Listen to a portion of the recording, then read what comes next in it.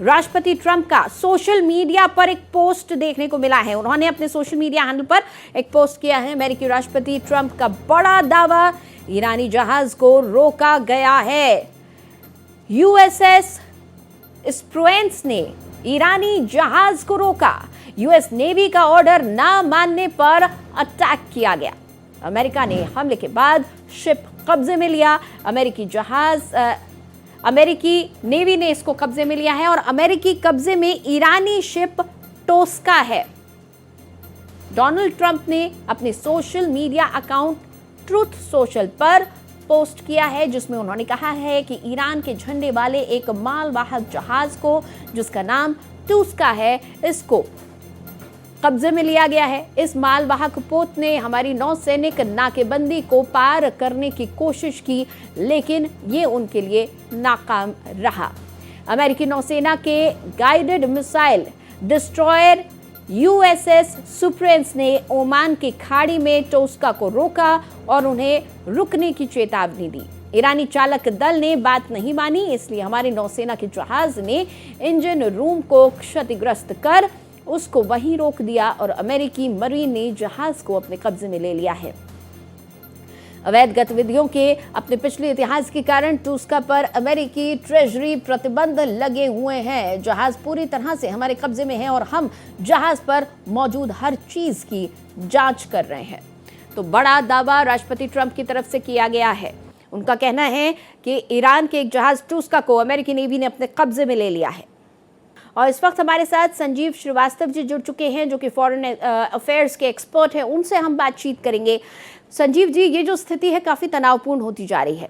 हालांकि हम लगातार देख रहे हैं अमेरिका अपने दावे कर रहे हैं, डोनाल्ड ट्रंप अपने दावे करते हैं और उस दावे को लगातार ईरान उन तमाम दावों का खंडन करता जा रहा है, चाहे वो यूरेनियम को लेकर दावा हो, टोस्का को लेकर दावा हो। लेकिन चिंता का विषय ये है कि अगर हॉर्मुज पर इसी तरीके से स्थितियां बनी रहीं, तनावपूर्ण स्थितियां बनी रहीं, तो अंतर्राष्ट्रीय बाजार, तेल बाजार पर बहुत बड़ा असर पड़ने वाला है।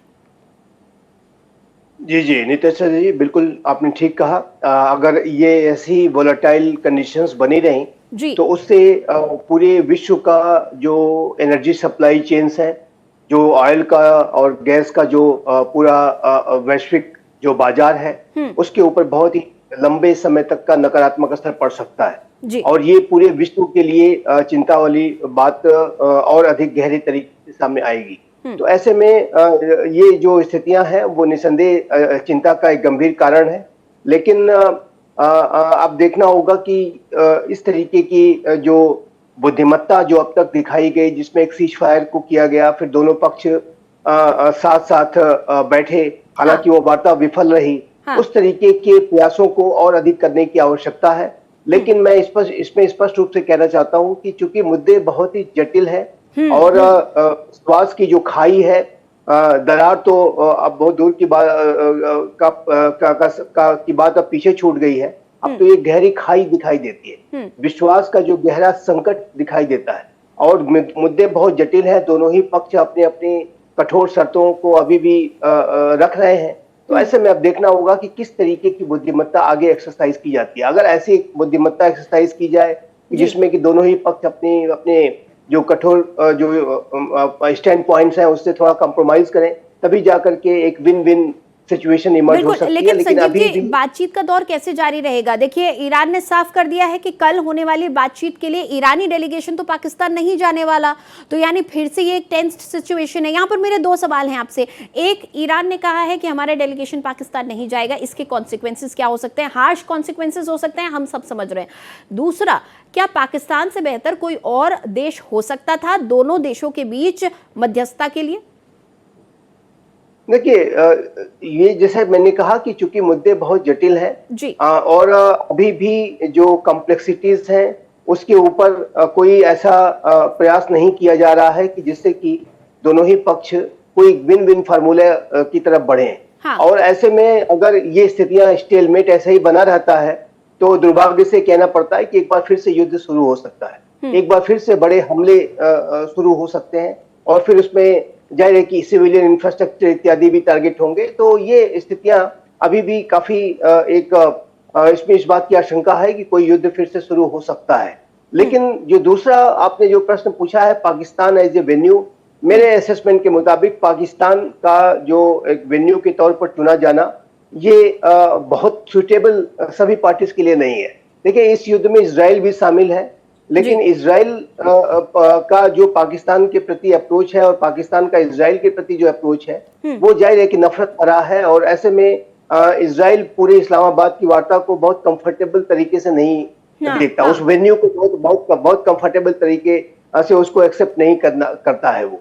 और ख्वाजा आसिफ और इजरायली साइड के बीच में जो एक बहुत ही टेंस जो एक्सचेंजेज हुए थे, उसको भी आपने देखा था कि किस तरीके से दोनों ने एक दूसरे के प्रति के ऊपर आरोप प्रत्यारोप लगाए थे। तो ऐसे में ये जो इस्लामाबाद का वेन्यू से बेहतर कोई अगर वेन्यू तलाशा जा सकता था, तो वो तलाशने की आवश्यकता थी। लेकिन अभी तो फिलहाल यही दिख रहा है कि जो इस्लामाबाद का जो वेन्यू है वही उसी के ऊपर आगे बातचीत होगी। लेकिन ये इस बात के में कितनी सफल होगी, इसके ऊपर भी अनेक तरीके के प्रश्न हैं। फिलहाल तो बादल मंडरा रहे, घने बादल छाए हुए हैं, छटने का इंतजार करना होगा।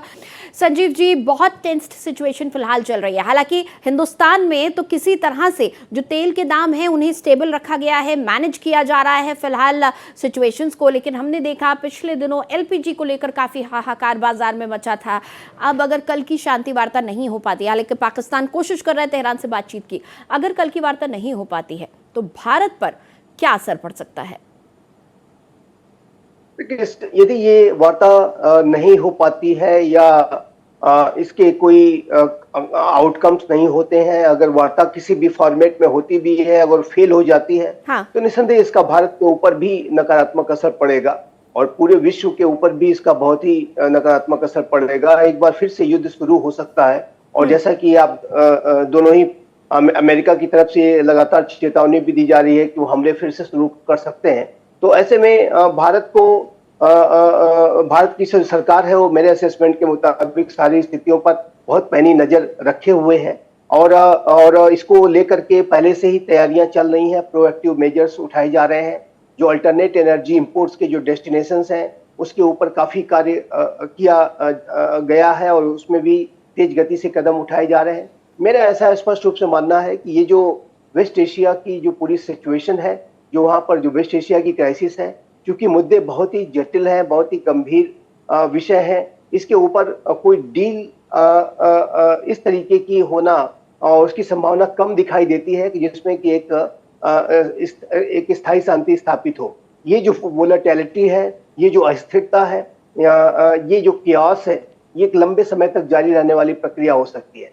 और इसको ध्यान में रखते हुए भारत की सरकार को भी एक इस तरीके की नीति पर काम करना होगा कि जो कि एक लॉन्ग टर्म में हमारे एनर्जी इंपोर्ट्स को अन्य सोर्सेज से इंश्योर कर पाए। और मेरा मानना है कि सरकार इस दिशा में तेज गति से कार्य कर रही है। 41 राष्ट्रों के साथ हम संपर्क में हैं और लगातार अनेक जो अल्टरनेट एनर्जी इंपोर्ट्स के डेस्टिनेशंस हैं उसको वहां पे सप्लाई चेन एस्टेब्लिश करने की भी कोशिश की जा रही है। तो ये मेरा मानना है कि ये जो पूरी वोलेटाइल जो कंडीशन है वेस्ट एशिया की, क्योंकि एक स्टेटस को बिगड़ा है और विश्वास की एक गहरी खाई पैदा, अविश्वास की एक गहरी खाई पैदा हो गई है। और 28 फरवरी के बाद से लगातार वहां पर जो डिवास्टेशन डिस्ट्रक्शन हुआ और उसके बाद अभी भी जो अब यदि वार्ता कल की विफल हो जाती है तो एक बार फिर से युद्ध शुरू हो सकता है। तो ऐसे में भारत को अपने आप को तैयार करना होगा और जो कि मेरा मानना है एक सरकार अपने आप को तैयार करके रखे हुए है। और अभी भी आप देखिए तो सारी वोलेटिलिटी के बावजूद भी जो ऑयल की और गैस के जो प्राइसेस हैं वो इतना स्टेबल बना करके रख पाना, ये अपने आप में एक बहुत बड़ी सफलता है। और मेरा ऐसा मानना है कि भारत की सरकार आने वाले समय में भी इसकी ये जो स्टेबिलिटी है प्राइसेस की, उसको बना करके रख पाने में सफल हो। अच्छा, लगातार हम बात कर रहे हैं कि अब हमें जो फ्यूल है, जो एनर्जी इंडस्ट्री है, इसमें राशनिंग शुरू कर देनी चाहिए, क्योंकि आने वाले समय में स्थितियां क्या होंगी ये कोई अभी नहीं कह सकता है। जिस तरह से हमने देखा हॉर्मुज़ स्ट्रेट पर भारत के एक जहाज़ पर भी हमला किया गया, भारत के जहाज़ पर फायरिंग की गई, फ्रांस के एक जहाज़ पर फायरिंग की गई है, अमेरिका और ईरान दोनों ही तटस्थ बने हुए हैं, हिलने को तैयार नहीं है, दोनों अपनी अपनी तरफ से नाकेबंदी कर रहे हैं। तो ये टेंस्ड सिचुएशन है। राशनिंग कितना और क्या मदद कर सकती है और क्या भारत जैसे बड़े देश में इतनी बड़ी आबादी में राशनिंग संभव है? देखिए, मेरे असेसमेंट के मुताबिक इसका जो कंटिजेंसी मेजर्स के तौर पर जरूर ऐसे कदम उठाए जा सकते हैं। और यदि स्थितियों को हमें बहुत ही केओटिक नहीं होने देना है, जो कि आप देख रहे हैं कि सरकार इसमें काफी सफल रही है और अभी भी ऑयल के प्राइसेस, गैस के प्राइसेस को हम कंट्रोल में रख पाने में सफल हुए हैं। तो उसका उसको यदि मेंटेन करना है तो, और चूंकि ये सिचुएशन एक लॉन्ग टर्म की सिचुएशन दिखाई देती है, जैसा कि हमारे प्रधानमंत्री श्री नरेंद्र मोदी ने स्वयं भारत की संसद में इस बात को कहा भी था कि एक पूरी जो समस्या है, एक लंबे समय तक चलने वाली समस्या दिखाई देती है। तो ऐसे में हमें अपने आप को तैयार करना होगा, लेकिन उसके लिए मेरे असेसमेंट के मुताबिक जो बेस्ट तरीका ये है कि हम अपनी अल्टरनेट जो एनर्जी इंपोर्ट्स के जो डेस्टिनेशंस हैं उसके ऊपर तेज गति से काम करें और उसको वहां से जो विश्व अन्य भागों से जो एनर्जी की जो सप्लाईज है उसको इंश्योर करने के लिए कदम उठाएं, और जो कि उठाए जा रहे हैं, चाहे वो अमेरिका हो, वेनेजुएला हो, लैटिन अमेरिका हो, अफ्रीका के जो देश हैं, यूरोप है, ऑस्ट्रेलिया है, सभी जगहों पर जो विशाल जो वहाँ पे एनर्जी के जो के रिसोर्सेस हैं, वहां से हम अपने आप को बिल्कुल। और मुझे लगता है ऐसी तमाम जो वैश्विक टेंशंस हैं, जियोपॉलिटिकल टेंशंस हैं, बहुत ही ज्यादा अनस्टेबल है इस वक्त दुनिया जियोपॉलिटिकली, और ऐसी परिस्थितियों में भी हिंदुस्तान इसीलिए शायद स्टेबल रह पाता है क्योंकि हिंदुस्तान कभी भी किसी एक राष्ट्र पर डिपेंड नहीं होता। जो हमारी पॉलिसी है कि हम किसी एक राष्ट्र पर डिपेंडेंसी अपनी नहीं रखेंगे, वो काफी इस वक्त कारगर साबित हुई है। बहुत शुक्रिया संजीव जी इस पूरी बातचीत के लिए आपका। तो युद्ध विराम फिलहाल नहीं हो पाएगा, ऐसी परिस्थितियां बन रही हैं, लेकिन बहुत कुछ डिपेंड करेगा अब ईरान पर, कल की बातचीत पर, कि कल पाकिस्तान में क्या कुछ होता है, इस्लामाबाद में होने वाली शांति वार्ता हो पाती है या नहीं, क्या उसके नतीजे निकल पाते हैं।